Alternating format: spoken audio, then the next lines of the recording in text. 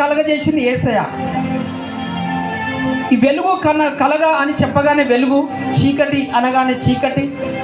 మాట ద్వారా సమస్తాన్ని చేసిన ఆ యేసయ్య దగ్గరికి సాతానుగాడు వెళ్ళి ఏమంటుండంటే చూడండి, అంత బలహీనమైపోయిన మాట అంటే చూడండి, యేసుక్రీస్తు దేవుని దగ్గర ఇవన్నీ నీకు ఇస్తా అంటున్నాడు. ఎవరు?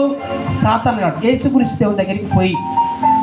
మరి యేసుక్రీస్తు దేవుని దగ్గరికి ఆ సాతానుగాడికి పోవడము కారణం ఏంటిదంటే నీవు నేనే. అందరూ అనండి, నీవు అయిపోయినాక తర్వాత అప్పు తీసుకొస్తావా, లేకపోతే కష్టపడతావా, ఏం చేస్తావా, ఇల్లు మొత్తం రెడీ అయిపోయినాక ఒక మనుషుడు నీ ఇంటికి వచ్చి అంత కంప్లీట్ అయిపోయిన తర్వాత ఒక మనుషుని దగ్గరికి వచ్చి ఇది నా ఇల్లు అంటే నీకు ఎట్లుంటుంది ఒకసారి ఆలోచించి.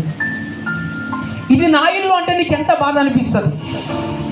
ఈ హృదయంలో యేసుక్రీస్తు దేవుడు ఉండవలసిన ఈ హృదయంలో ఏవేవి ఉండవు ఒకసారి ఆలోచన చేయి. ఈ హృదయంలో యేసుక్రీస్తు దేవుడిని ఇచ్చవలసిన స్థానంలో ఏవేవి ఉన్నావు ఒకసారి ఆలోచన చేయి. నువ్వు కష్టపడి మామూలుగా కట్టిన ఆ ఇంటి దగ్గరికి ఎవరో వచ్చి ఆ ఇల్లు నాది అంటే నీకు ఎంత బాధ అనిపిస్తుందో, సాతానుగాడు యేసుక్రీస్తు దేవుని దగ్గరికి వెళ్ళి అన్నమాట ఏంటిదంటే నీవు నాకు మొక్కుతే ఇవన్నీ నీకు నేను ఇచ్చేస్తాను అంటున్నాడు. ఎంత బాధ! యేసుక్రీస్తు దేవుని ముందు నిలబడాలంటే గడగడ ఉనికిపోతాడు సాతాను. యేసు నామం అంటే వానికి భయం. కానీ వాడు భయపడకపోవడం కారణం ఏంటిదంటే నీవు నేను చేస్తున్న ప్రతి పాపంలో యేసుక్రీస్తు దేవుడు తలదించడం జరిగింది.